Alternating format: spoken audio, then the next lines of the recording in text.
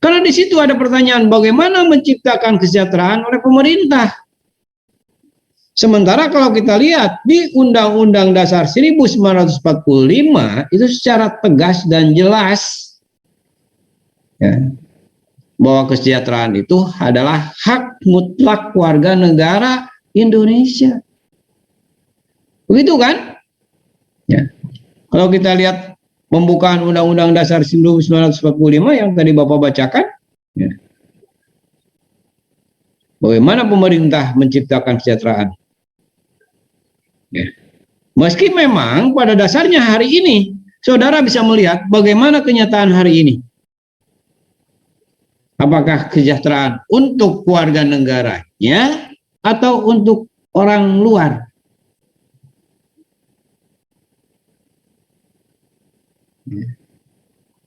Kalau kita lihat konteks dan konten dari Undang-Undang Dasar 1945, ya, bahwa kesejahteraan itu adalah hak setiap warga negara Indonesia. Ya. Berarti memang sebagian kecil ya,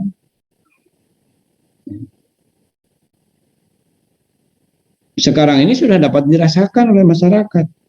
Tapi buktinya sekarang ibu-ibu kesulitan. Ya, mencari minyak goreng saja susah, ya. Ya, Pak.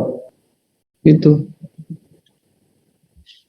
Nah, kemudian yang kedua, memotong berbagai prosedur yang menghambat. Nah, kalau kita melihat memotong berbagai prosedur yang menghambat, ya, kalau kita bisa melihat teorinya Rondinelli, ini merupakan ciri dari sebuah perencanaan dan manajemen terpusat. Jadi ada di sana, ya. Tidak diserahkan ataupun tidak dilimpahkan kepada daerah.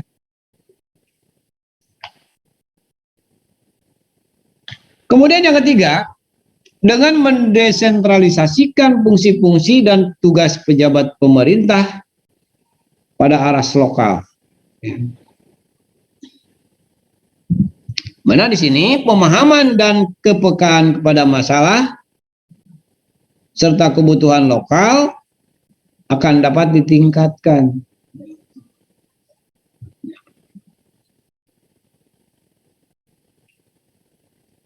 Ini pertimbangan perlu adanya desentralisasi, ya. Bahwa kemukakan teorinya Rondinelli dan Sima. Kemudian yang seterusnya, yang keempat, memungkinkan penetrasi politik dan administrasi dengan lebih baik mengenai kebijakan pemerintah pusat pada wilayah yang dapat dikendalikan oleh pusat. Ya. Ini kita lihat sekarang penetrasi politiknya sudah mulai berjalan, kan? Nah, tentu perlu diimbangi dengan administrasi yang lebih baik. Kalau kita lihat perkembangan sekarang ini, semuanya serba internet, ini adalah memudahkan dan mempercepat proses. Maka kalian selaku generasi milenial harus lebih canggih. Ini maka mana, pengetahuan sudah di mana, kalian masih di mana? Kan aneh, ya. Anehnya kan seperti itu. Kemudian yang berikutnya, memungkinkan perwakilan yang lebih besar. Simpan ya. Memungkinkan perwakilan yang lebih besar dari berbagai variasi politik, agama, etnik, dan kelompok suku-suku, ya, di dalam pembuatan kebijakan. Sehingga memungkinkan keadilan yang lebih besar di dalam alokasi sumber daya dan investasi pemerintah. Ini sekarang mulai dikembangkan itu, ya. Dengan adanya investasi-investasi, ya.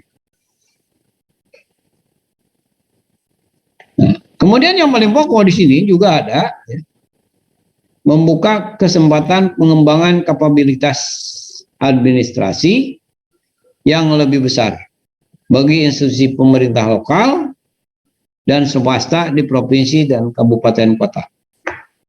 Sekarang kan sudah mulai nih dengan akan berpindahnya pusat ibu kota dari Jakarta ke Kalimantan, ada provinsi dan kabupaten kota yang akan dimekarkan.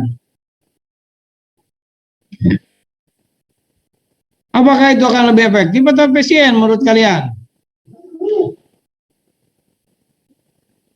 Apakah itu akan lebih efektif, efisien atau tidak?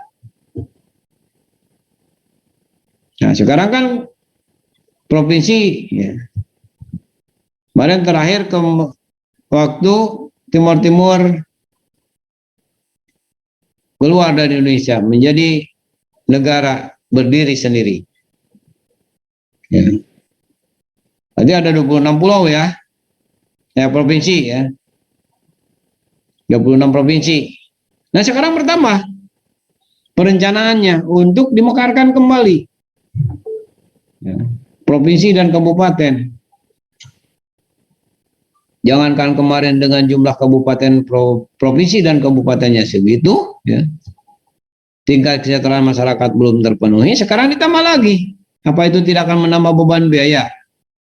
Bagaimana pendapat kalian? Siapa yang akan berpendapat? Yo.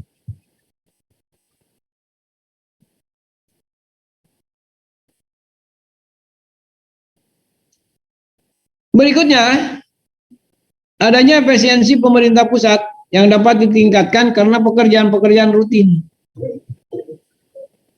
Ya. Kalau kita berbicara pekerjaan rutin, ya,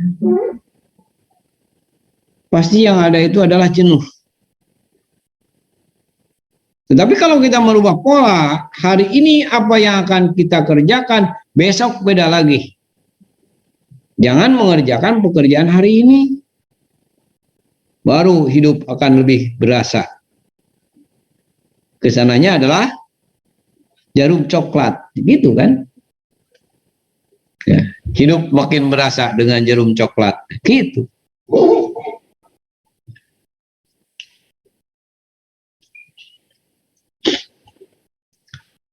Berikutnya memberikan sebuah struktur bagi berbagai kementerian dan lembaga pemerintah pusat untuk melakukan aktivasi pembangunan serta koordinasi dengan pemimpin lokal dan organisasi non pemerintah di berbagai daerah.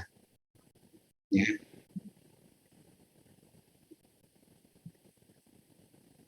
Dengan konsep sebuah struktur pemerintahan yang terdesentralisasi diperlukan untuk melembagakan partisipasi warga negara dalam perencanaan pembangunan dan manajemen negara kesatuan Republik Indonesia.